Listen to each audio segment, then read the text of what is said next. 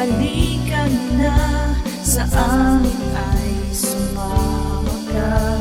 Ngiti at sayang aming ambag. Tara na't manood kay Liz at Love.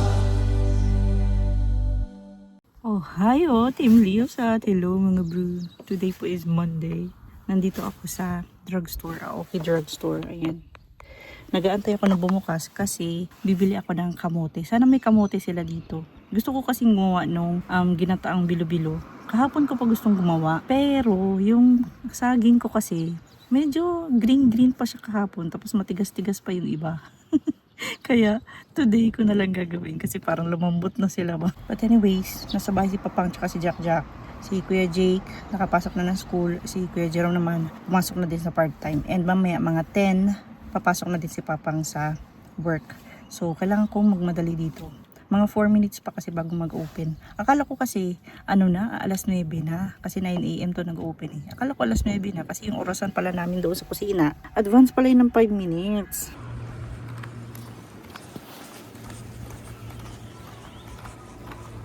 We're inside. Ay, basket. Sana lang may kamote sila. Kasi kung wala silang kamote, pupunta pa ako sa 100 yen Lawson.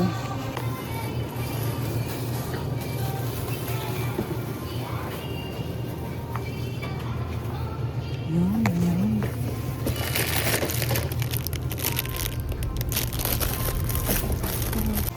Buti na lang may kamote sila. Bilhan ko lang ng chicharia si Jack Jack. This and this. O yan na, let's go home. Go back home.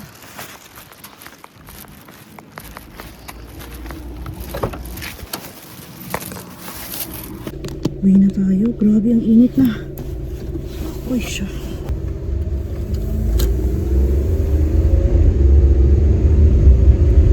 Go go Lilia bro. Kalimutan ko magsuot ng salamin. Medyo blur. As in blur, sobrang blur. Kaya nung kumuha ako ng lisensya, nung application, talagang sinuot ko yung salamin ko. Kasi alam ko hindi ako papasa doon sa eye test eh.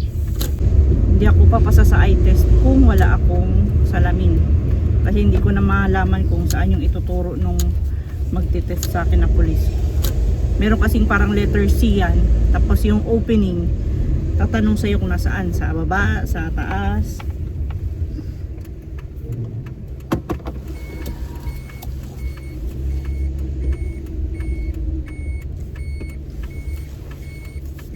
Sa baba, sa taas, or sa left or right. Kaya sinigurado ko na nakasalamin ako para pasa.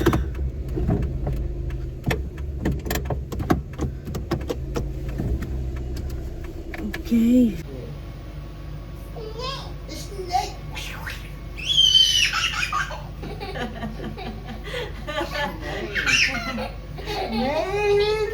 Snake. Snake? Snake. Snake?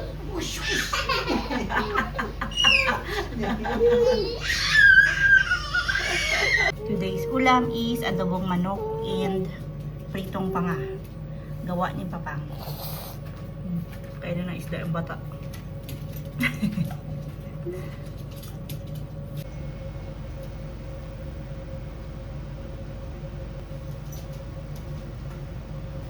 Lakas kumain pang. Mabuhay na talaga to kahit walang mama pang ba kasi ang lakas kumain. Nako. Grabe. Grabe lakas kumain. Balo. Hello? Hala ang rice. Nagustuhan niyo yung adobo mo pa? Nagustuhan niyo yung adobo mo? Iyo, good. Iyo, daijoubu. Oishi? Oishi adobo papa? Yummy? Sauce. The ginataang bilo-bilo is done na. Nilagyan ko lang siya ng konting langka flavoring. Kasi wala akong langka eh. So kahit pa paano medyo amoy langka siya. Luto na to kasi lumitaw na yung mga bilo-bilo. Oh yeah. Baon daw sa papang niyan. Tapos dalahan niya rin yung kuya niya, si Kuya Dennis. Tikman niya din ngayon. Okay na pa. Pwede na tikman. Init pa masyado pa. Do? Lami. Lami. Labo. Love Papa. Bye-bye, Papa. Big hug, Papa. Bye. Hug, Papa. Hug. Hug. Power hug, Papa. Power hug. Tight hug. Bunso. Ay, so. Let's go na. Let's go. Bye-bye, Papa. Oh no! Oh, no. Bye-bye, Nagagarang. Papa. Oh, mabikis. Bye-bye. Ingat pa. Bye-bye. Labo. Bye-bye. Bye! Bye. Go. It's a bite. It's a bite. It's a bite. Okay. Bye, Pa. Bye-bye. Bye-bye. No! Bakit ka nag-cry? Nagbaba siya sa papa niya, tapos pag akyat niya dito, bigla umiyak. Say able. Mag-baby ka. Dito na kung mag-baby ba? Happy, di ba? Pag merong cellphone. Happy? Happy. May chicherya pa siya, oo. Ayan. Sige. Asan sa'yo dito? Asan niya i-open? Hati tayo, ha? Okay. Asan sa'yo dito? Where? What? This? This. This? Yeah, it wet. Yes, the red. English. Oh, hati tayo, ha? Ay, sa'yo yan. Happy? Happy. Si mama magkain na ang binignit. Magbinignit ako. Kain tayo bilo-bilo mga bro.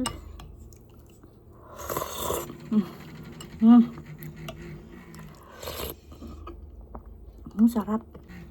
Gusto ko sanang magbiko din. Kaso lang parang nagsawa na ako kasi this past few months, biko ako ng biko. No rice ako, diba? Tapos lagi ako nagbibiko. Kaya siguro, yun din yung isang dahilan. Kaya tumaas yung tumor marker ko. Kasi dapat no rice ako eh. Tapos alam niyo yung biko, diba? Glutinous rice. Kaya siguro, yung tumor marker ko, tumaas din siya. Kasi diba, nagno-no rice nga ako para maiwasan yung intake ko ng carbs. Tapos, biko ako ng biko. Every week, nagbibiko ako. Hindi ko nasasama sa vlog. Pero every week, nagluluto kasi ako ng biko.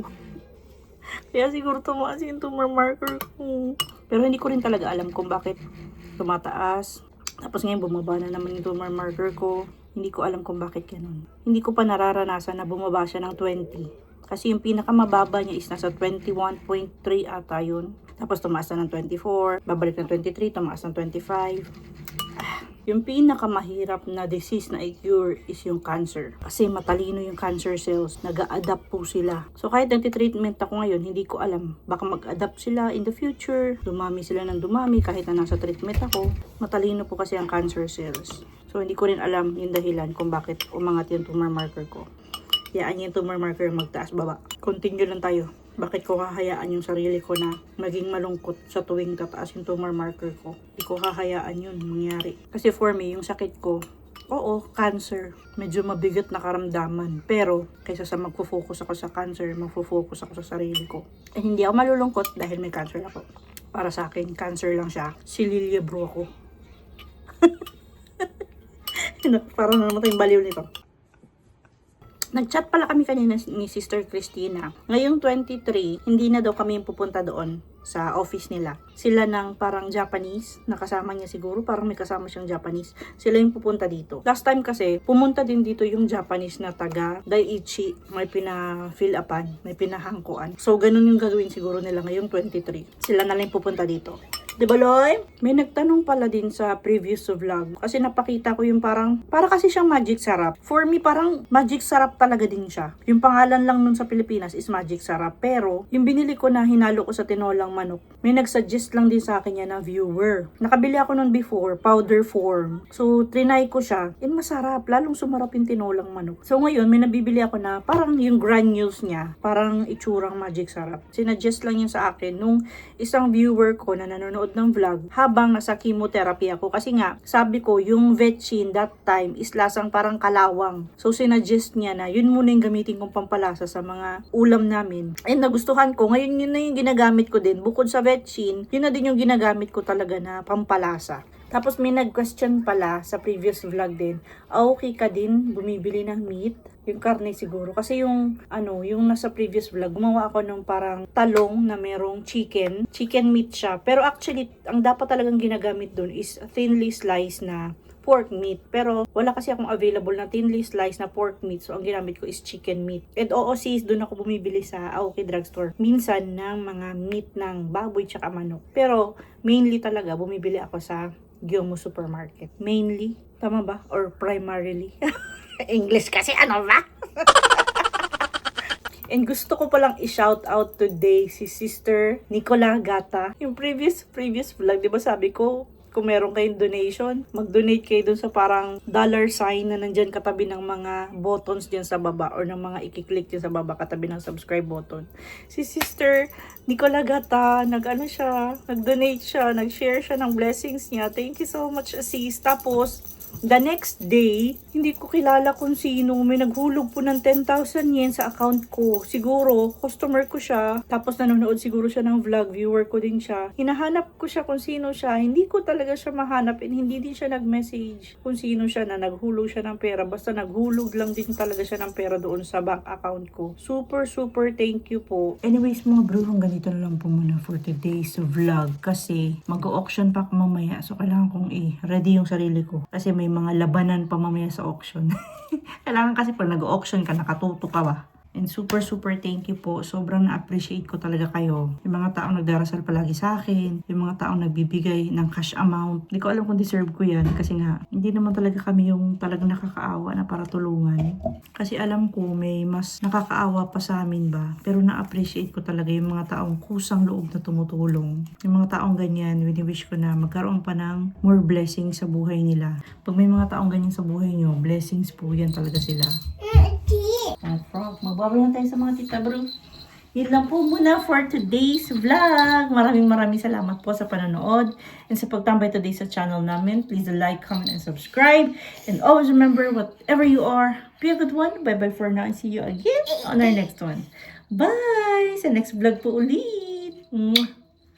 Say bye! Bye! Bye. See you next time! Sina Chai. I love you mga tita bro! Nahirapan na kasi mataas na masyadong sentence. Sa next Then vlog what? po ulit. Owie. Bye! Ay, kakit ni Maloy. Bye mga bro.